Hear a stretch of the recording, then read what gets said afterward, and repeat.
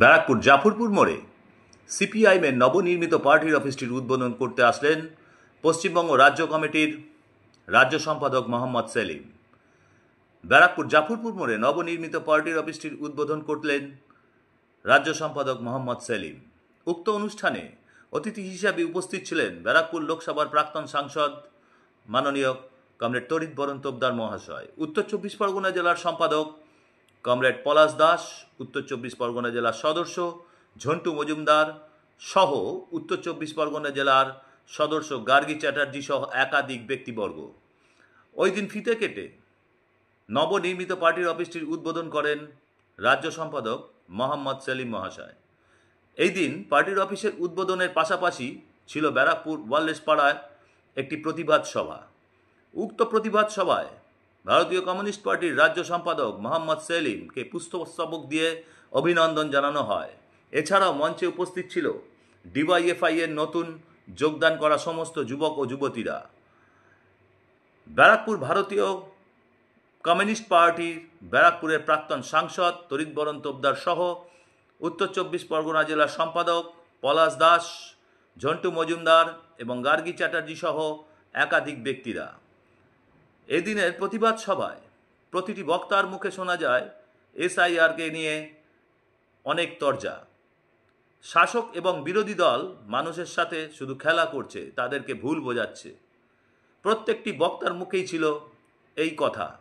বাম জামানাতে এসআইআর হয়েছিল, কিন্তু কোনো বৈধ ভোটারের নাম বাদ পড়েনি, এমনটাই মঞ্চে দাঁড়িয়ে বললেন রাজ্য সম্পাদক কমরেড মোহাম্মদ সেলিম মহাশয়।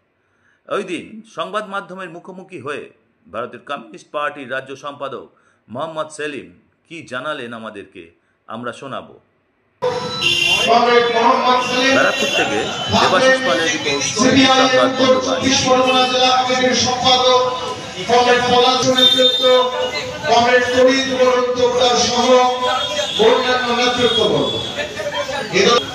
পরিবহন শ্রমিক যারা আছেন তাদের সকলকে আহ্বান রইল উক্ত জনসভায় অংশগ্রহণ করার জন্য।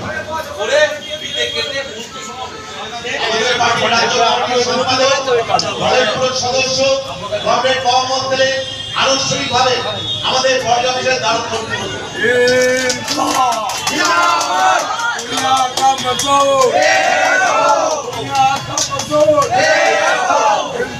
কথা প্রতিধ্বনিত হবে, উচ্চারিত হবে, উদ্বেলিত হবে ওই মঞ্চে। আপনার আমার কথা উঠে আসবে ওই প্রতিবাদী জনসভার মঞ্চে, যেই জনসভায় প্রধান বক্তা হিসেবে থাকবেন আমাদের পার্টির নেতা কমরেড মোহাম্মদ সেলিম।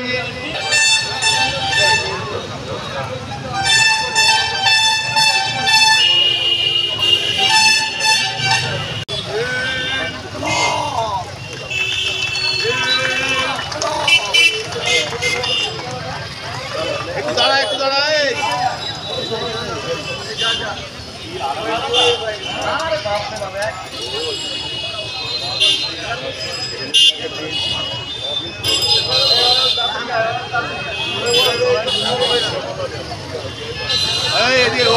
এদিকে ঘুরে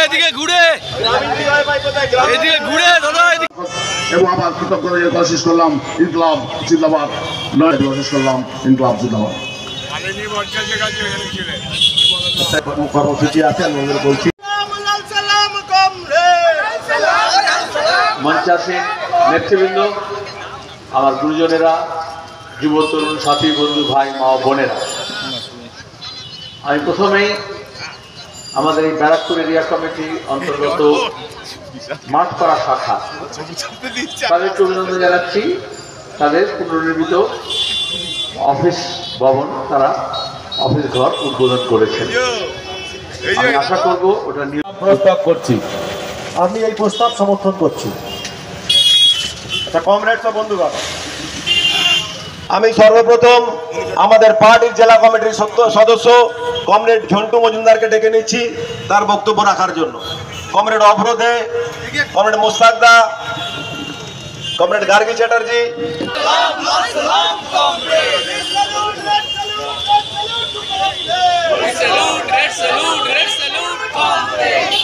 পার্টির রাজ্য কমিটির সম্পাদক কমরেড মোহাম্মদ সেলিম, তরিন্দা সহ আমাদের পার্টির নেতৃত্ব এবং আজকের এই পার্টি অফিস উদ্বোধন উপলক্ষে যে সমাবেশ এবং একই সঙ্গে নভেম্বর বিপ্লব বার্ষিকী উদযাপন, এই সমাবেশে যারা এসছেন শুনছেন, এর বাইরে মাইক অনেক দূর অবধি লাগানো, তার ফলে সাধারণ মানুষ যারা আমাদের কথা শুনছেন, তড়িৎ বরন্তর সহ নেতৃত্ব। আমি বেশি সময় নেব না এবং সংক্ষিপ্ত কথা বলবো। আমি এক বক্তা আছেন, তারা বলবেন, আমি অত ভালো বক্তাও নই। সেটা হচ্ছে এটা নভেম্বর মাস, এরপর ডিসেম্বর, জানুয়ারি।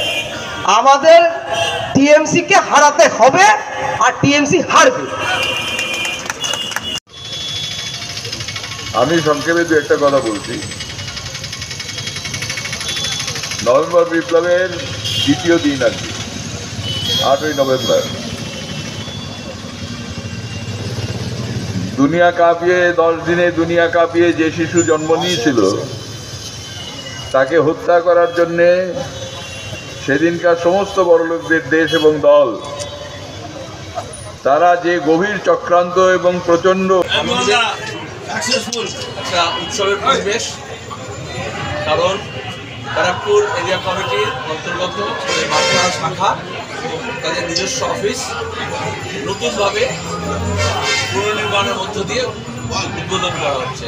আপনারা দেখেছেন এখানে আমাদের বয়স্ক বর্ষিয়ান এখানকার সাংসদ ছিলেন, হরিদাও আছেন, কমলবাবু আছেন, শাখার সম্পাদক। এই শাখার কমরেডদের এখানকার মানুষদেরকে আমি অভিনন্দন জানাচ্ছি। বাকিটা জনসভায় বলবো, এখানে কারণ যদি কোনো প্রশ্ন থাকে বলছি। বলছি, রাজ্য জুড়ে এসআইআর নিয়ে যে ধরনের মৃত্যুর ঘটনা ঘটছে তাতে বিজেপি এবং তৃণমূল একে অপরকে দোষারোপ করছে, কি বলবেন এই পরিস্থিতিতে দাঁড়িয়ে? এটা নতুন কথা নয়। উত্তরপ্রদেশের নির্বাচনের সময় আমাদের দেশের প্রধানমন্ত্রী বলেছিলেন ভোটের প্রচারে, কবরস্তান কি বাত হো, শ্মশান। কম্পিউটারে সব কিছু রেজিস্টার হয়ে যায়, তাহলে এত সব কম্পিউটারাইজ হয়ে গেল, গোটা বিশ্বকে আমরা সফটওয়্যার শেখাচ্ছি,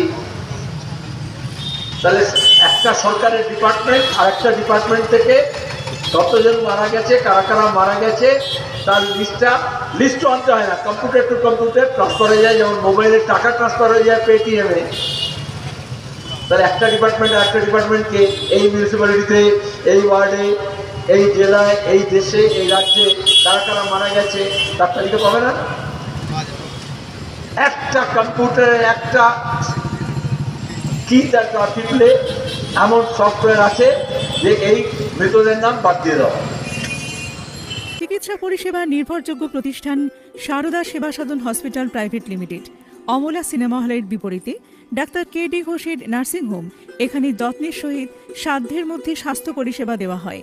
এখানকার অত্যাধুনিক ফেসিলিটিগুলির মধ্যে হল ICCU, AC sharing cabin, AC cabin, NICU, maternity, paediatric, ventilator facility, modular OT, orthopaedic surgery, any type of surgery, obstetrics and gynecology, 24 hours ambulance facility, general medicine, pathology, physiotherapy, PFT, ECG, EEG, Holter monitoring। এছাড়াও থাকছে daily OPD service, 24 hours emergency service. আমাদের ঠিকানা Barasat road, নোনা Chandanpukur, Barrackpore, Amala cinema হলের বিপরীতে, কলকাতা 122। যোগাযোগ 03325920006। Mobile number 9433389740 এবং 9433389739। Sarada Seva Sadan hospital private limited.